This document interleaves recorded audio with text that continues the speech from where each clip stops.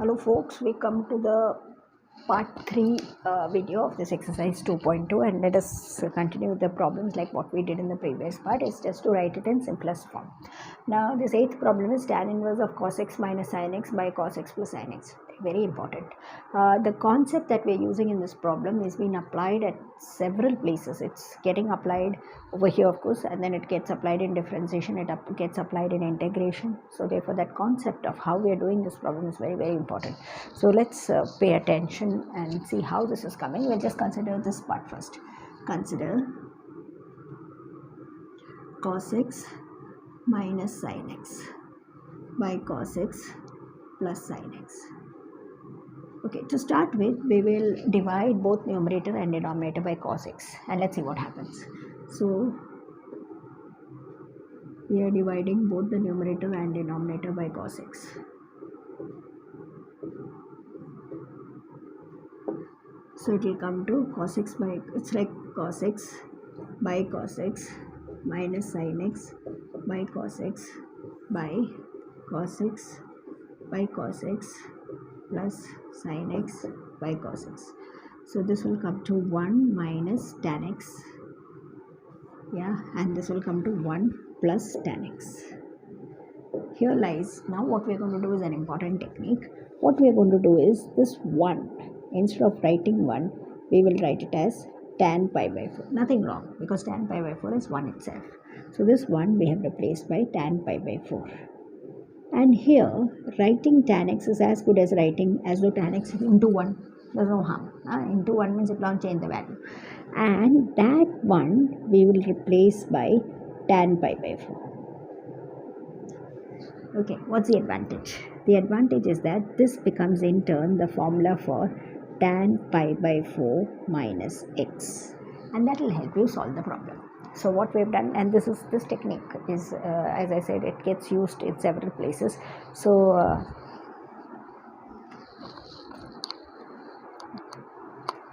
we have to have that idea in mind. Don't know where all we'll have to use it.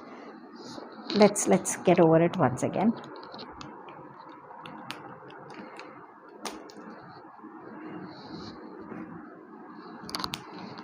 Yeah, so let's see now how we are going to get back to this.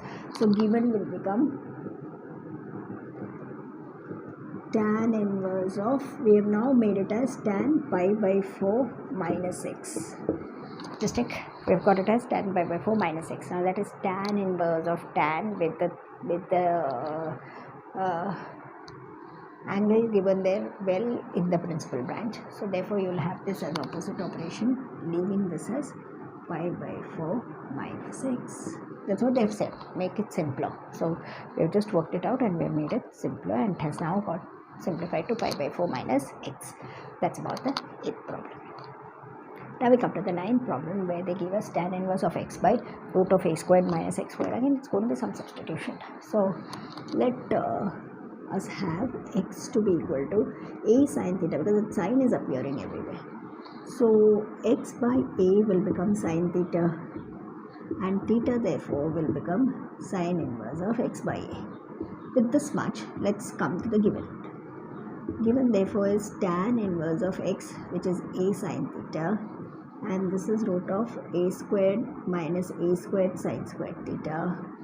So that is tan inverse of a sin theta by root of a squared into 1 minus sin squared theta is cos squared theta.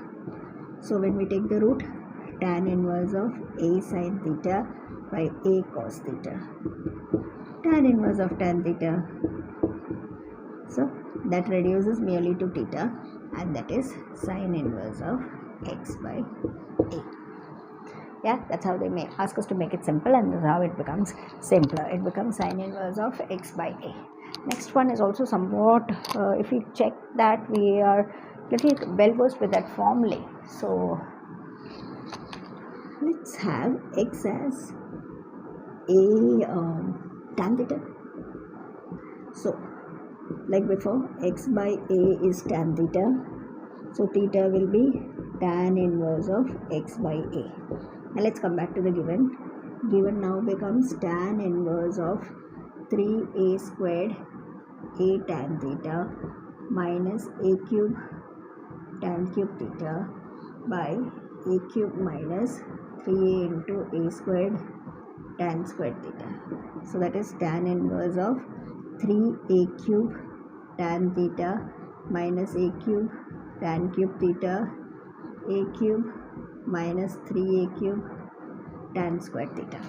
Okay, a cube we see is common everywhere, so we can have it taken out. A cube from numerator and denominator can be taken out. You have 3 tan theta minus tan cube theta 1 minus 3 tan squared theta. A cube is cancelled, so you're getting tan inverse of 3 tan theta whatever. Okay, so that is 3 tan theta minus tan cube theta by 1 minus 3 tan squared theta. Incidentally, that is tan 3 theta, so it will be tan inverse of tan 3 theta.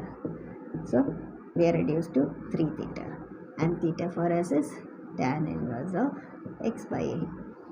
That's all, isn't it? So we have the whole thing reduced and it is becoming 3 tan inverse of x by a. That's all for this video. With more problems are coming in the next video. Thank you.